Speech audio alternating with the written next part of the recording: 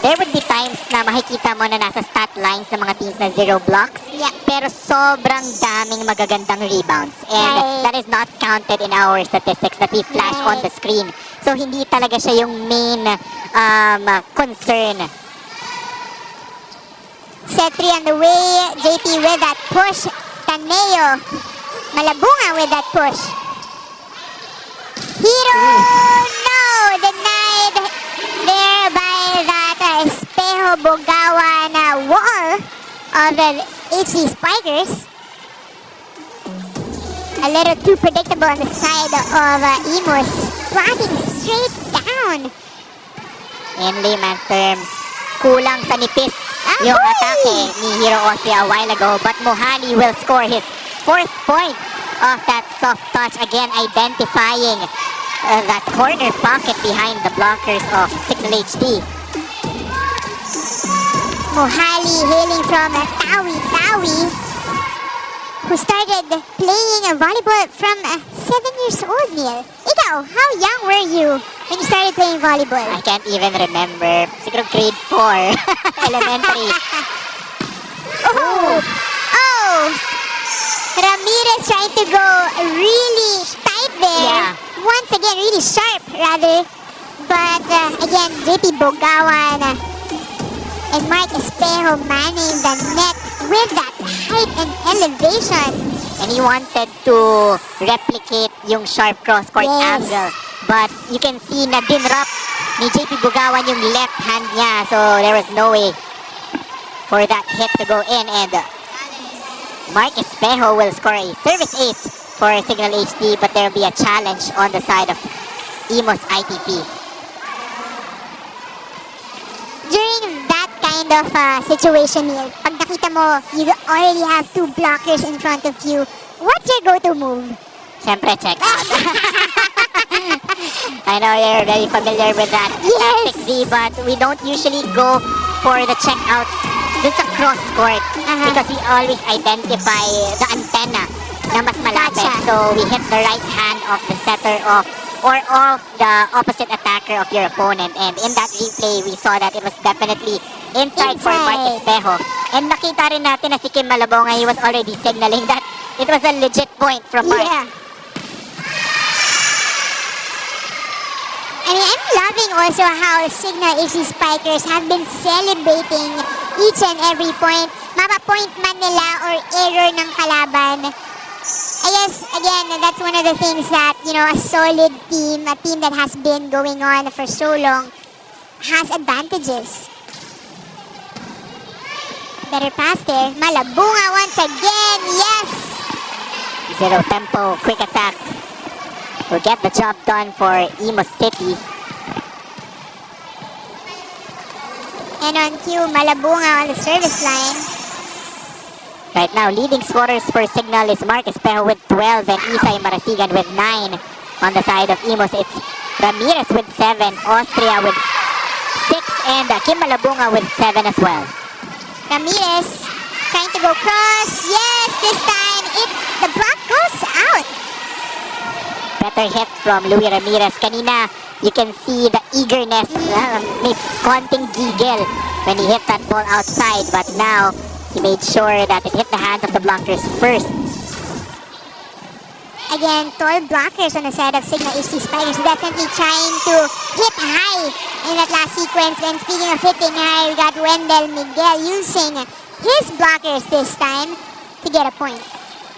That's the instructions always of Coach Dexter. Papunta ka dito kay Wendell Miguel. Just hit that ball. You have coverage, so don't be afraid. Yes. Go 100% every single time. Bogawan with that serve. Nice back set there from Taneo. Ramirez. Marasigan! That was a tight angle for Isay Marasigan. I mean, I am scared for these guys who've been jumping right in front of us, jumping too close to the net as well. But in this last sequence, look at that wrist away from Isay Marasigan, facing cross court and wristing away, follow through, down the line, getting that point. And I'm sure you've experienced that a lot of times. It's definitely harder to hit down the line from the right opposite side, side yes. compared to the left. Again, one of the signs of high-level volleyball here in the Spiker Surf Open Conference. That's why we're inviting you to not just watch on TV, online, but come here to the venue of the men's division here in Paco Events and Sports Center in Manila. Once again, Miguel with that point through the blockers this time. And I would say very even yung distribution Yes. ng bola dito sa side ng Cignal HD. And I guess it's also a two-edged sword how Miguel kanina a little low on his confidence passing, and now he's been giving more opportunities to attack to get back his confidence. How big is confidence, Neil, in terms of, you know, playing well, moving Confidence is well? everything really in the sport of volleyball kasi once na mawala yun, it's very difficult for you to get the points that you need to help your team. This is an interesting substitution for Imus ITP. Ish Polvorosa will be the one setting for the Aja Spikers, and itong si Taneo converted into an attacker. But I think nare-recall ko nung NCAA days pa Yes. lang ginagawa na nila yon. So again, that's an interesting substitution on the side of Coach Samia Kailar. Nagulat ako. Sabi ko, Taneo yung pumalo. Hindi ba siya yung setter kanina? And again, Ish Polvorosa here being the main setter for Imus. Good rally there! Polvorosa was there, but Torres just too powerful to handle for Imus ITP. And that will send us to our first technical timeout.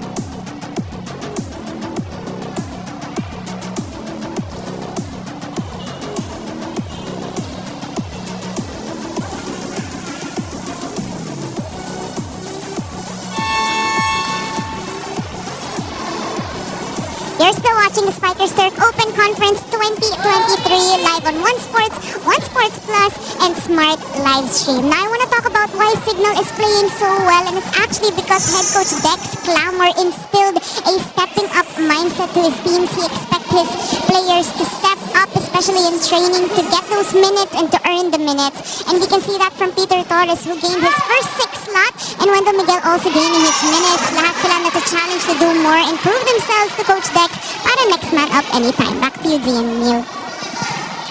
That was Ayana Perlas, our courtside reporter. Thank you, Ayana, for giving us that tidbit of insight here for our men's division in the Spiker Surf Open Conference.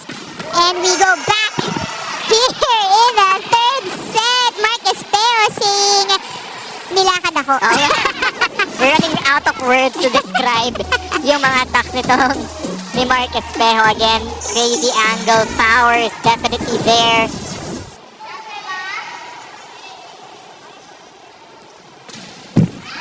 Peter Torres this time. I think that's his first service error. Jump server at that. You know, ang dami na rin nagta-transition from jump float serves to jump serves in the men's division. They're really using it as a primary option of attack. Have you tried jump serving also? Like, anong feeling natin? It's very difficult. I think I should ask you that question. Nakakapagod po. record holder po, Dear Vasho.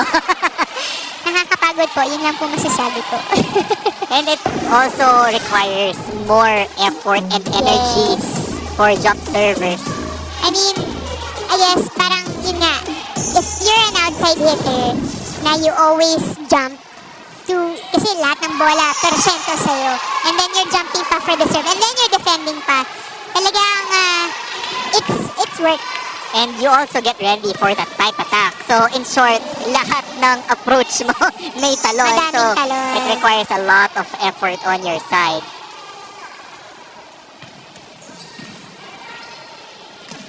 Quick play there. Ball still alive on the San Malabunga touching his head.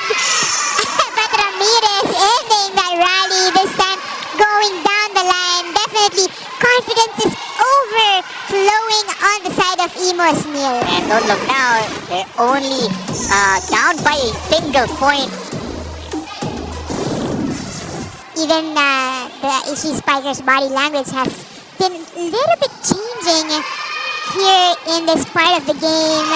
Marcus Pejo, just like Isai earlier, facing one way, hitting the other. Wrist away action is definitely a key here in the men's division as well. Look at that here in that slow-mo replay. 15 points for Marcus Pejo, 11 from the attack, 4 from the serves. Make that 5 from the serve, so that's 16 points. 16 points for Marcus Pejo. Di pa tapos yung laban at that, Neil.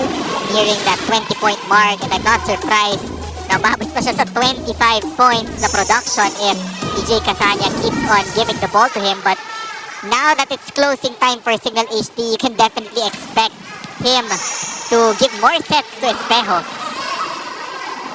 But that will be an error on the side of Cignal. Babalik yung puntos sa Imus City.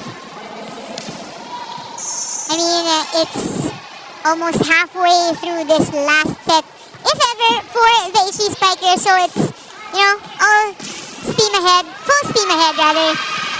And speaking of full steam ahead, we got Wendell Miguel, who's been upping his production here in the third set for the HD Spikers. Silent operator, I would say, for Cignal HD. I mean, all eyes were on Peter Torres, JP Bugawan, and Marcus Pejo.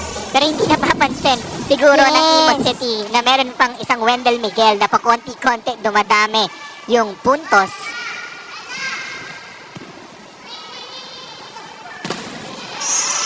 Speaking of wrist away action here in the Spikers turf. Look at that hero, Austria. Full swing, full follow through, getting the point, and now up to serve. And through 2 blockers at that, Neil. And 2 defenders. And he's one of the players of Imus City na talagang 100% every single time. Not just on the attack, but also on the service line. Doon mo makikita yung confidence ng isang player. Sometimes, you would see athletes nag-iingat when they go to their jump serves. But, itong si Hero Austria always goes all out. That's why he's always super. Sabi nga natin sa pregame. Always the superhero, siguro.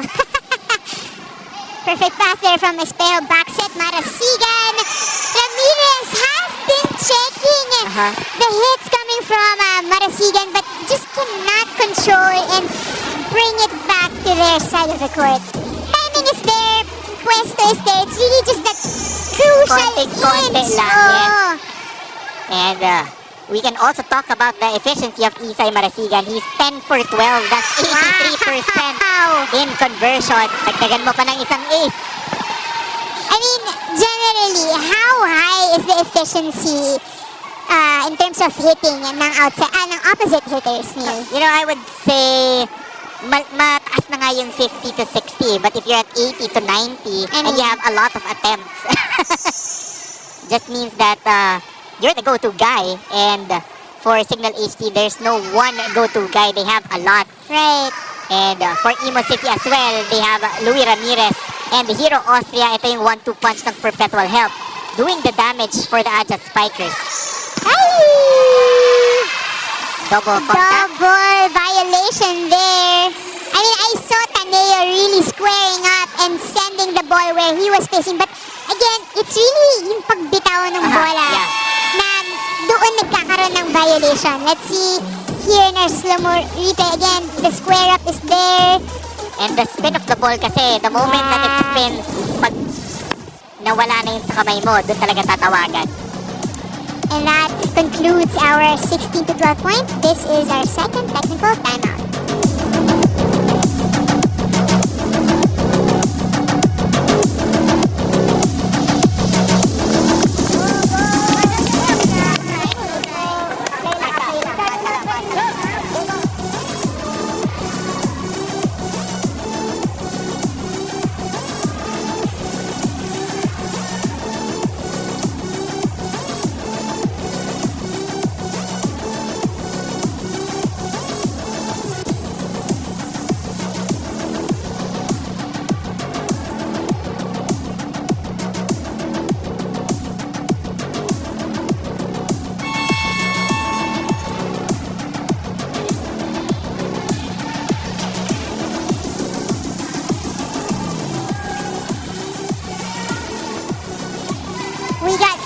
we got family, and we got fans, volleyball fans at that. And of course, one of our better supporters here for Team Imus ITP is the Imus City Mayor himself, Alex Advincula, and the Imus City Congressman AJ Advincula, and of course the Imus City Legal Officer Attorney Bukos Buko, and of course ay ang ating entertainer, parang ano na siya, local entertainer dito sa Spikers Turf. Mimia in the house, and Madam President Eliza Valdez enjoying our marquee match. Perfect pass here for Imus. Isay was there. Over on 2 on the side of Cignal. Ramirez once again. Money shot going for that cross-court hit, Neil. And di ba general rule nga na sinasabi ng coaching staff, if you want to hit it off the hands, hindi pwedeng masyadong pabaon yung trajectory ng bola. You have to hit it off the fingertips if you want a chance to get it out of bounds. Ramirez with a jump serve. Casanya, Wendell Miguel once again having his day. Today, Friday, is Friday Madness going down here at the Paco Events and Sports Center in Manila. One-on-one block there. Going around the block at that as well. And di mapapansin mo, ito yung importance ng middle blocker. A while ago, we saw Peter Torres going to a lot of running hits. That's why madalas nang na-open up yung blocking ng Imus ITP. But Mohali Once again, Neil, making his presence felt here definitely. And parang role player eh. Kung kailangan, andun siya. And very efficient so far here for Imus ITP. That was off the hands of EJ Casanya, the shortest blocker on the floor right now. So that was a wise decision for Mohali to challenge EJ Casanya. He will try once again. Same result. Back-to-back points for Mohali. 2 for 2 in the last 2 sequences. Good call on the ref, seeing that block touch that sailed out. Point goes to Imus. 2 points na lang ang lamang ng Cignal dito sa third set.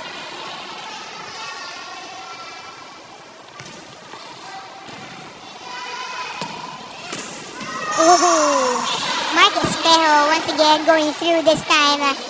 Malabunga couldn't control that block. And getting a little bit frustrated as well. Great wrist action again from Mark Espejo.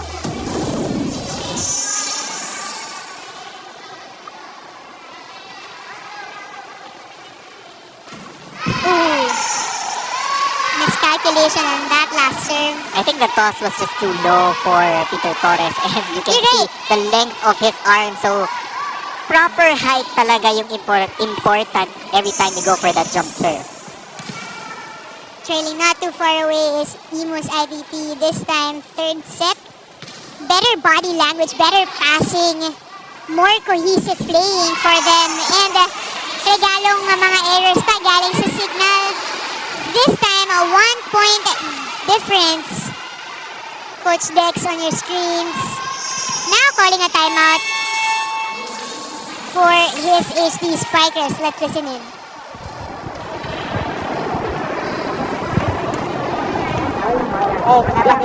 Napatikit natin masyado. Ayun ang technical timeout. Sabi ko, tapos na ba yung trabaho? Di ba, hindi pa? Tapusin natin hanggang 25. Okay? Maximize mo. Kailangan mapatalong mo si Malabunga. Hindi naman si Mark. Mag-isimula yun sa magandang pasa. Let's go, guys. Cignal. Awesome!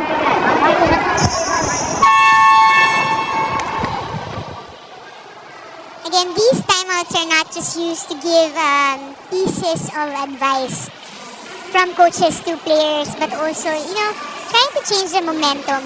Especially ngayong humahabol na itong Imus na has been getting that confidence back, especially in the last set.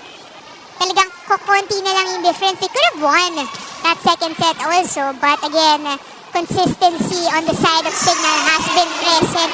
And speaking of consistency, we got Mark Espejo. Natatawa na lang ako, Z.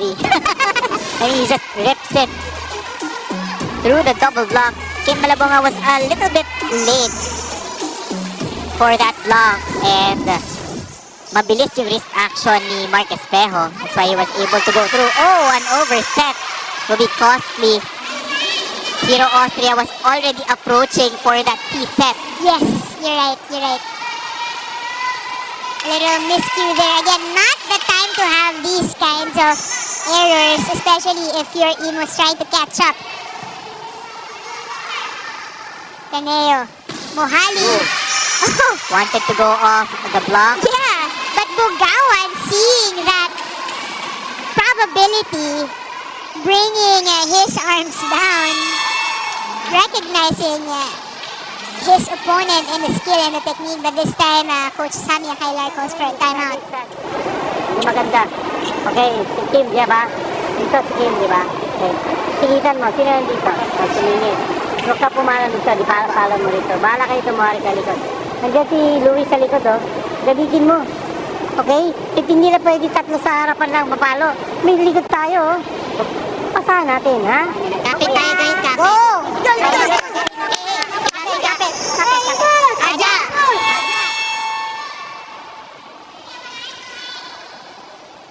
We got the team standings here on your screens. Again, Imus ITP with a dominating start here in the Spikers Turf 2023 Open Conference 2-0. And then at number 4 is Cignal with 1-0. Let's see who will get their first loss here.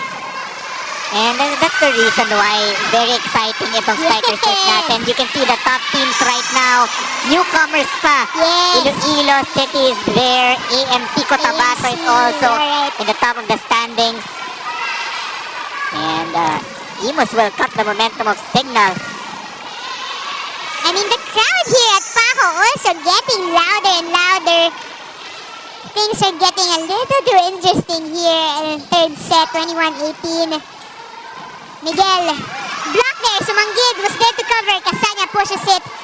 Taneo goes to Malabunga, but that sailed out.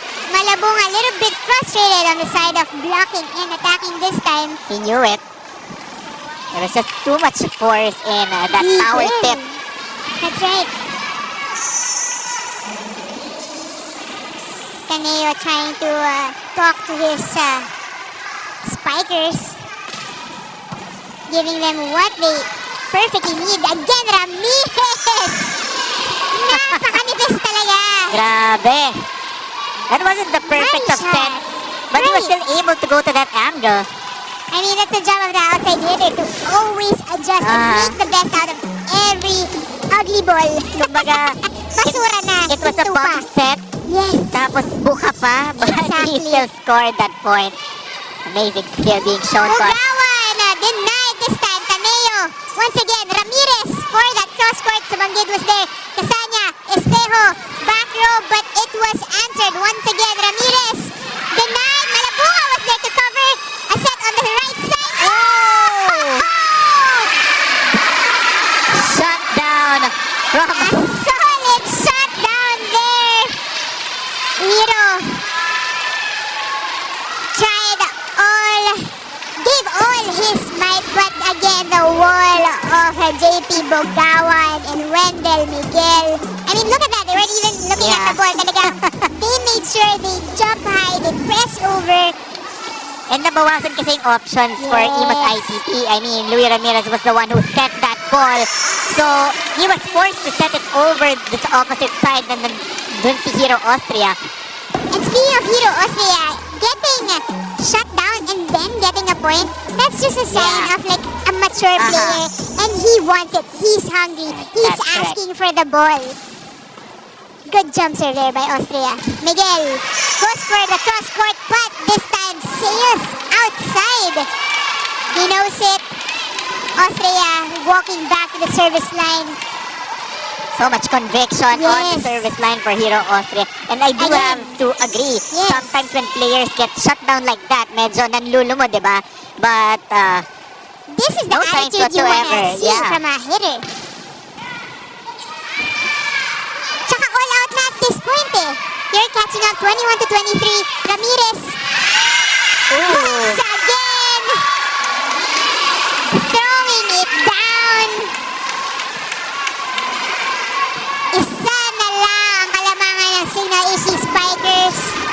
nagagawa ng Imus ITP yan eh. They get to close out the gap ng 1 point na lang, but they can't seem to get over that 1 point lead ng Cignal HD. So now they just have to tie at 23 first. Maybe this time it will be a tie. Nice serve there. Wendell Miguel was there. Isay Marasian right side again. Just too effective here. A good recognition there on the side of the HD Spikers. Kasanya giving it to one of the more effective hitters for his squad. Again, exploiting that team sa double block ng Imus ITP. I think he's 11 for 13 for the Cignal HD Spikers. Time out, Imus.